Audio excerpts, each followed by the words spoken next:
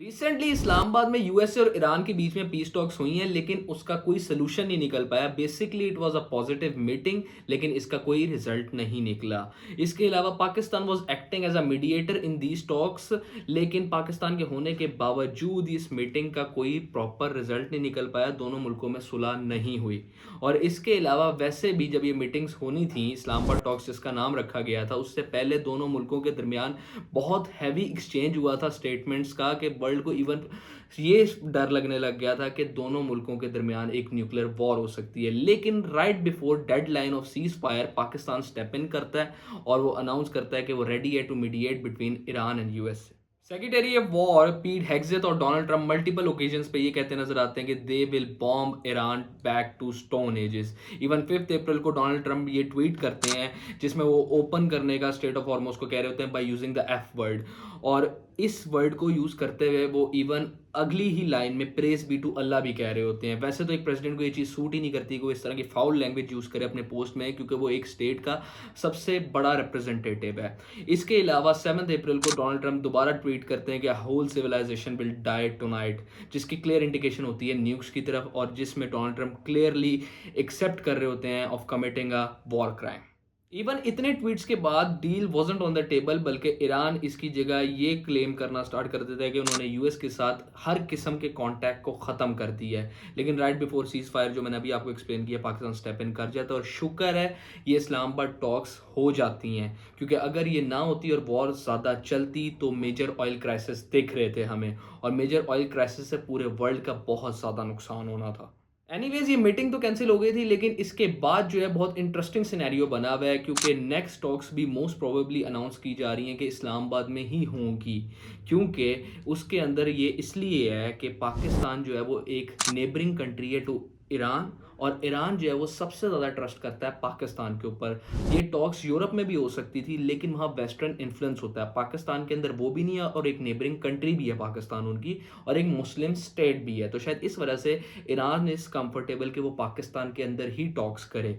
और इसके अलावा इस वक्त हमारे फील्ड मार्शल जो हैं वो इस वक्त ईरान के अंदर हैं विद मोहसिन नकवी, जो कि पाकिस्तान के इंटीरियर मिनिस्टर हैं। और ये दोनों इस वक्त मोस्ट प्रोबेबली, क्योंकि रिवील कुछ नहीं किया गया एज सच, लेकिन चांसेस यही है कि ये नेक्स्ट मीटिंग की डील लेके गए हैं कि क्या टॉकिंग पॉइंट्स होंगे और किस तरीके से ईरान को कन्विंस किया जा सकता है फॉर अ डील।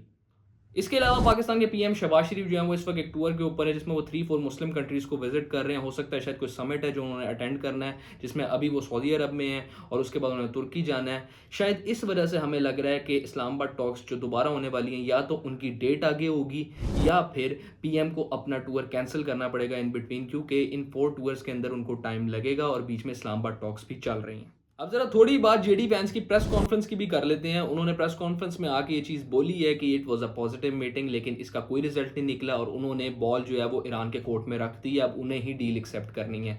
लेकिन अब्बास अरागची का जो ट्वीट है वो इसके उल्टी ही चीज़ जस्टिफाई करता है। उनका कहना ये था कि ये मीटिंग जो हुई है ये बिल्कुल क्लोज थी कि ये पूरी हो सकती है, लेकिन एंड टाइम के ऊपर कुछ ऐसी डील्स रख दी गई जो कि पूरी नहीं की जा सकती थी बाय ईरान।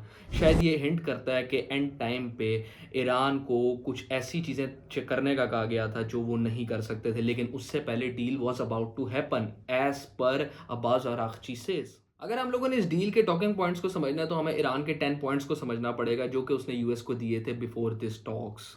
तो हमें उसको समझने के लिए ये देखना पड़ेगा कि ईरान ने सबसे ज़्यादा डिमांड उसमें रखी क्या है यूएस के ख़िलाफ़। अब जो डिमांड रखी गई है बाय ईरान वो है कि सबसे पहले तो ईरान के ऊपर जितनी सैंक्शंस हैं वो हटा दी जाएंगी, जितने रेजोल्यूशन उनके अगेंस्ट पास किए गए हैं यूएन के अंदर वो भी सारे हटा दिए जाएंगे, और जितना उनका नुकसान इस वॉर के अंदर हुआ है उसकी रिकंस्ट्रक्शन के लिए भी यूएस उनको पे करेगा कॉम्पनसेशन। और इसके अलावा सबसे इंपॉर्टेंट जिसके ऊपर कन्फ्लिक्ट भी चल रहा है, स्ट्रेट ऑफ हॉर्मोज। अब स्ट्रेट ऑफ हॉर्मोज का कंट्रोल ईरान चाहता है, ठीक है। यूएस अभी उनके कंट्रोल को नहीं मानता, और जो मुल्क उनको पे कर रहा है उसको इलीगल मानता है। और इसके अलावा सबसे इंपॉर्टेंट जिसकी वजह से डील ब्रेक भी हुई है वो है इनरिचमेंट ऑफ यूरेनियम। ईरान कह रहा है कि वो इनरिचमेंट ऑफ यूरेनियम को 5 ईयर्स के लिए रोक सकता है एज पर अल जजीरा, लेकिन यूएस कह रहा है कि उसको 20 ईयर्स के लिए रोकनी पड़ेंगे। हाँ, डोनाल्ड ट्रंप ने इस क्लेम को रॉन्ग जरूर कहा है, लेकिन अल जजीरा इज अ रेप्यूटेबल सोर्स, तो वो बिला वजह कोई चीज़ क्लेम नहीं करेंगे। इसके अलावा इन 10 पॉइंट्स में कुछ इंटरेस्टिंग पॉइंट ये भी था कि ईरान ने ये भी शर्त रखी है कि यूएस को अपनी मिडल ईस्ट से हर एक एक्टिविटी को ख़त्म करना पड़ेगा, मीनिंग के no US bases in the whole Middle East. जो कि यूएस के लिए एक बहुत बड़ा नुकसान है। और आई नो कि यूएस इस चीज़ को ईजिली तो एक्सेप्ट नहीं करेगा, शायद मोस्ट प्रोबेबली ना भी करे। इसी वजह से ईरान की कुछ शर्तें ऐसी थी, कुछ न्यूक्लियर से रिलेटेड थी, कुछ सैंक्शन से रिलेटेड थी, जो यूएस के लिए हार्ड टू स्वॉलो थी। और इसी वजह से यूएस ने, अगर आप देखें तो जेडी वैंस ने यही वर्ड कोट किए थे कि हमने ईरान को अपनी डील दे दी है, अब उनके हाथ में कि उन्होंने एक्सेप्ट करना है या नहीं करना। इस पूरी डील के अंदर मुझे जो सबसे फनी थिंग ये लगी है कि अगर ईरान की न्यूक्लियर कैपेबिलिटीज को यूएस ने ख़त्म कर दिया, जो वो बार बार क्लेम करता है, तो उन्होंने फिर ये शर्त क्यों रखी कि उसको ख़त्म करने की ज़रूरत है। यूएस ने तो बार बार क्लेम किया था कि उन्होंने ईरान को पूरे तरीके से डिस्ट्रॉय कर दिया, उनकी न्यूक्लियर कैपेबिलिटीज़ को, और अब वो दोबारा न्यूक्लियर बम बनाने का सोच भी नहीं सकते। तो शायद वो झूठ था, तभी आपने ये शर्त रखी थी। अभी तो वी शुड बी थैंकफुल कि यूएस और चाइना के बीच में वॉर नहीं हो गई, क्योंकि रिसेंटली डोनाल्ड ट्रंप ने क्लेम किया था कि अगर कोई भी ईरान को इलीगली पे करके या ईरान की इजाज़त से क्रॉस कर रहा है स्ट्रेट ऑफ हॉर्मोज, तो उसके लिए यूएस शिप्स जो हैं वो वेट करेंगी। लेकिन उन्होंने रिसेंटली चाइना को अलाउ कर दिया, क्योंकि सबसे ज़्यादा जो है चाइना ही वहाँ से पास होता था, और अगर वो ईरान के निकली हुई शिप्स जो हैं चाइना की उस पर अटैक करते, तो हो सकता है कि यूएस और चाइना के बीच में वॉर हो जाती, और वर्ल्ड कुडंट अफोर्ड दैट, क्योंकि China is a nuclear state. अब भी ईरान की वॉर से वर्ल्ड का इतना नुकसान हो रहा है, तो यूएस और चाइना का शुक्र है वॉर नहीं हुई, क्योंकि ट्रंप ने कुछ देर बाद ट्वीट कर दिया था कि वो चाइना को अलाउ कर रहे हैं कि वो पास कर सकता है स्ट्रेट ऑफ हॉर्मोज, लेकिन बदले में वो ईरान को वेपन सप्लाई नहीं करेगा। Now let's talk about the rumours जो ट्रंप के रिगार्डिंग फैल रहे हैं। उसमें ये कहा जा रहा है कि ट्रंप नेक्स्ट इस्लामाबाद टॉक्स अगर होती हैं तो उसके अंदर खुद पाकिस्तान आकर ईरान से डील साइन करवाएंगे, और उन्हीं र्यूमर्स के अकॉर्डिंग ये डील जो है वो पहले भी साइन हो सकती थी, अगर ट्रंप जो है वो ये अपना नार्सिज्म ना शो करते और जेडी वैंस को डील साइन करने देते। लेकिन ये एक र्यूमर है, लेकिन अगर हम लोग खाली ट्रंप की पर्सनैलिटी को गौर से एग्जामिन करें तो हमें लगेगा कि उनके अंदर नार्सिज्म का तो एलिमेंट है ही है, और इसके अलावा इस डील के अंदर भी उनकी कुछ गलतियां थी जिसकी वजह से ये डील नहीं साइन हो पाई। सबसे ज़्यादा तो उनकी सीरियसनेस नहीं थी डील के लिए, उनकी वर्डिंग सही नहीं थी। अगर वो वर्डिंग को प्रॉपरली यूज़ करते तो हो सकता है ईरान और ज़्यादा लाइट हो जाता डील करने के लिए, लेकिन उनकी सख्त पोजिशनिंग की वजह भी ट्रंप के वर्ड्स ही हैं। इसके अलावा पूरी मीटिंग के अंदर जेडी वैंस ये क्लेम करते रहे कि वो ट्रंप के साथ फुली कॉन्टैक्ट में रहे हैं, लेकिन in reality Trump was busy in watching UFC event.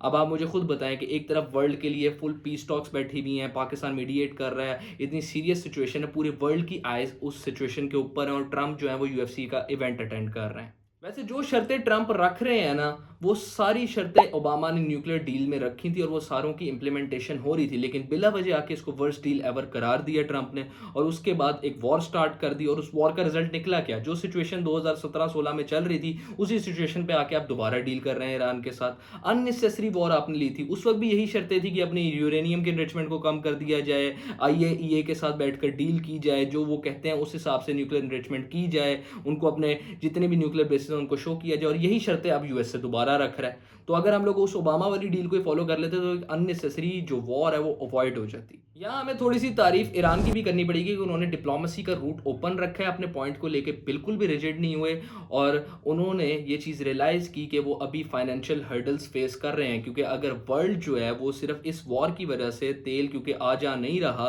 तो उनकी हालत ख़राब होगी, तो ईरान पे तो इतने ईयर से सैंक्शंस पड़ी हुई हैं, तो उनके लिए भी जो उनके स्पेशली लोग हैं ईरान के, उनके लिए बहुत ज़्यादा प्रॉब्लम्स क्रिएट हो रही हैं। और हर एक को पता है या तो ईरान अपना न्यूक्लियर ड्रीम परस्यू कर सकता है, या फिर वो अपनी फाइनेंशियल जो है एबिलिटी उसको दोबारा से रिक्रिएट करके एक अच्छे मुल्कों में आ सकता है। Anyways recently a lot of is happening, nothing is predicted as of right now, क्योंकि हम आपको कुछ भी न्यूज़ देंगे तो हो सकता है उससे अगले दिन कोई और ही नई न्यूज़ आ जाए, क्योंकि सिचुएशन जो इस वक्त करंट है वो बहुत ज़्यादा हैपनिंग है, बहुत ज़्यादा एक्टिविटीज़ हो रही हैं, काफ़ी ज़्यादा फ्रंट्स के ऊपर डील्स बैठ रही हैं, काफ़ी ज़्यादा मुल्कों के इंटरेस्ट इन्वॉल्व हैं। तो इसमें हमें सिर्फ एक ही चीज़ का जो कहते हैं ना ध्यान रखना चाहिए, वो ये है कि हमें फेक न्यूज़ से बचना चाहिए। Anyways this was today's video. अगर आप लोगों को अच्छी लगी हो तो चैनल को लाइक, कमेंट, शेयर और सब्सक्राइब करेगा, ताकि आने वाले टाइम पे इस तरह का कंटेंट देख सकें। That's it for today, good bye.